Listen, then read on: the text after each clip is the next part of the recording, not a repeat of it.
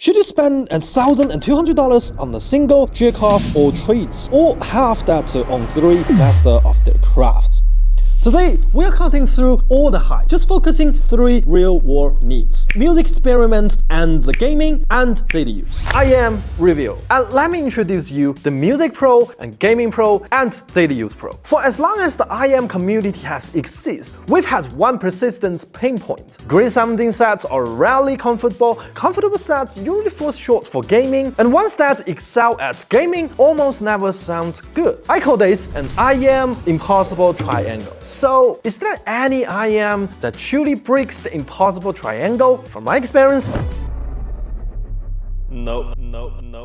Once you cross about $600, some quality improvements become extremely limited. And the closest to breaking that triangle is probably the Sennheiser, but still not quite there. However, I think there's one thing we can do, is to pick the best option for each use cases. I know it's a bit hassle to switch between them, but experience you get is absolutely top tier, without breaking the bank. And as always, I've prepared a sound demo and side-by-side comparison against each popular sets in each price range. If you're interested, welcome to check the link in the description or the card on the top right. First, let's look at the listening experience. For this aspect, I recommend the DUNU 242.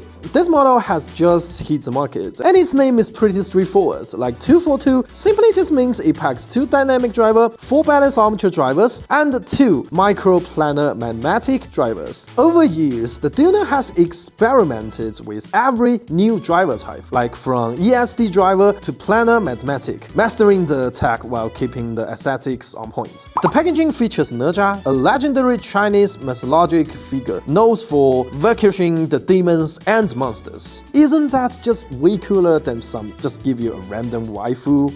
Accessories including the 3 pair of spherical silicone tips, 3 pair of candle tips, 4 pairs of SNS tips, and a 3.5mm to 4.4mm adapter, and several art cards. Next time, I hope they just send me a doo-doo as a thank you gift. Please. So, sound-wise, the DUNU 242 achieves a natural driver integration. It feels like they restrained the dynamic driver while controlling the planar driver. Overall sound signature leans towards the conservative, flat, and natural style, pretty similar to the DUNU DaVinci series. Yet, retaining the distinctly warm character, the bass response immediately reminds me of the Truthseer Zero Blue, substantial and present. I find it quite clever how they use these warmth to emphasize the sense of developments, balancing the low-end quality without overdoing it. The bass texture is excellent, with a good extension, and the mid-low frequencies are slightly reserved, adding a touch of presence. The mid-range isn't particularly prominent, sounding rather thick. The 2 to 3 kHz range is somewhat sparse, causing vocal energy to concentrate more between the 3K to 4 kHz. This accentuates the metallic quality of the 242's vocals, excelling in the rendering male voices and mezzo soprano. It's no wonder the 242's requires such significant deep at 6K kHz. The high frequencies are exceptionally brilliant, refined, and detailed.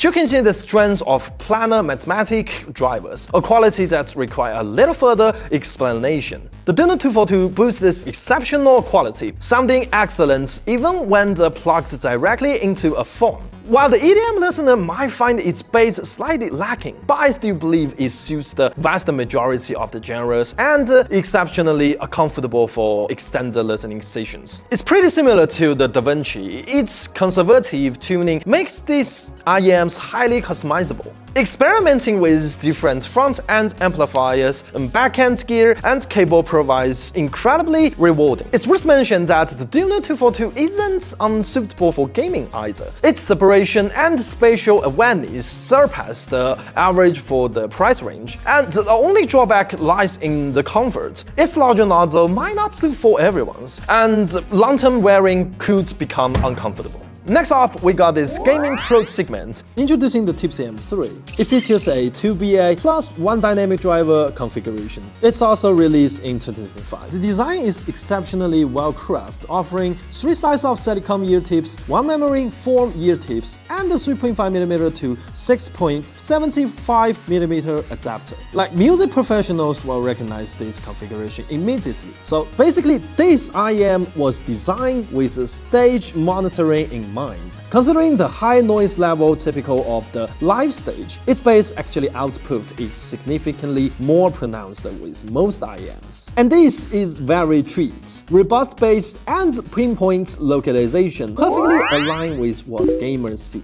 As a classic V-shape IEM, the M3 features an pronounced boost around 4 kHz. This actually makes guitars sound exceptionally bright and impactful when listening to some rock music. Do you remember what it was designed for? So beyond the gaming, the M3 actually also excels for the rock music and EDM music. During the gameplay, that 4 kHz boosts the transients into more clear, more granular footstep sounds. Perhaps less critical in Call of Duty, but invaluable in games like the Rainbow Six Siege, where the sustained gun placement. Overall, the Tipsy M3 delivers a rich, energetic sound with impressive separation. Whether gaming or listening to rock or instrumental music, it performs exceptionally well. Comparing the M3 to the T-Pro revolves similar tuning philosophies, except, for the 4 kHz tweak. But do remember, they differ by a full price point. While performance gap exists, I still don't think the T-Pro is that necessary if gaming is your primary focus. If you find height too pronounced, I recommend using